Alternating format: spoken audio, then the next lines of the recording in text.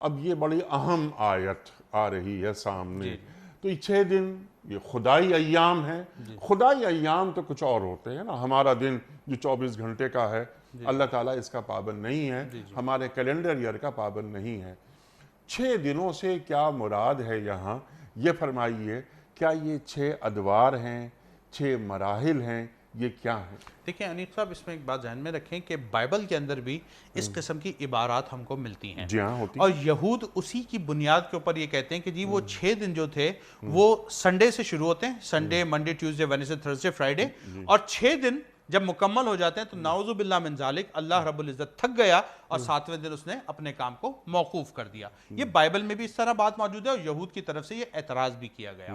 اب نبی علیہ الصلوۃ والسلام پر جب ان آیات کا نزول ہوتا ہے تو اللہ رب العزت نے اس مقام کے اوپر تو صرف یہ فرمایا کہ جی 6 دن کے اندر اس کی تخلیق ہوئی. دوسرے مقام پر سورہ قاف میں اس بات کی وضاحت کر دی کہ اللہ ان 6 دنوں کی بعد، اس کی تخلیق کے بعد زمین اور آسمان کی تھکا نہیں.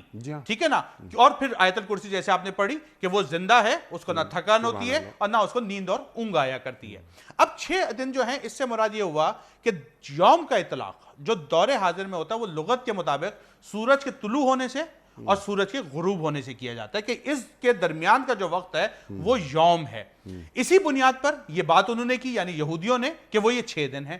لیکن جو لاجیکل اس کا آنسر ہے وہ یہ ہے کہ جس وقت اللہ رب العزت زمین اور آسمان کی تخلیق فرما رہے تھے اس وقت تو سورج خود بھی موجود نہیں تھا. اور زمین اور آسمان کی تخلیق کے درمیان جو اللہ رب العزت یہ فرما رہا ہے وَمَا بَيْنَهُمَا فِي سِتَّةِ أَيَّامٍ، کہ اس کے درمیان کی چیزیں بھی ہم نے جبھی پیدا کی ہیں. تو سورج اور چاند تو خود اس وقت وجود میں آئے جب اللہ رب العزت نے ان 6 دنوں میں اس پوری کائنات کو سجایا. تو اس کا مطلب یہ ہوا جس طرح آپ نے فرمایا کہ یہ 6 ادوار ہیں، یہ 6 مراحل ہیں جن کا حقیقی علم اللہ رب العزت کے پاس ہے. اور اس میں اصل اشارہ جو امت کے لیے ہے وہ یہ ہے کہ اللہ رب العزت نے اس پوری کائنات کو مکمل سسٹمیٹک آرڈر میں بنایا ہے. ورنہ اللہ چاہتا تو یک لخت حکم فرماتا پوری کائنات وجود میں آ جاتی. لیکن 6 دن کا مطلب یہ ہے کہ اس میں گریجول پروسیس موجود ہے اور جو کام آہستہ آہستہ تدریجاً کیا جائے اسی کے اندر انسان کی بھی کامیابی ہے، اسی کے اندر امت کی بھی کامیابی ہے اور اسی کے اندر پوری کائنات کی فلاح بھی موجود ہے.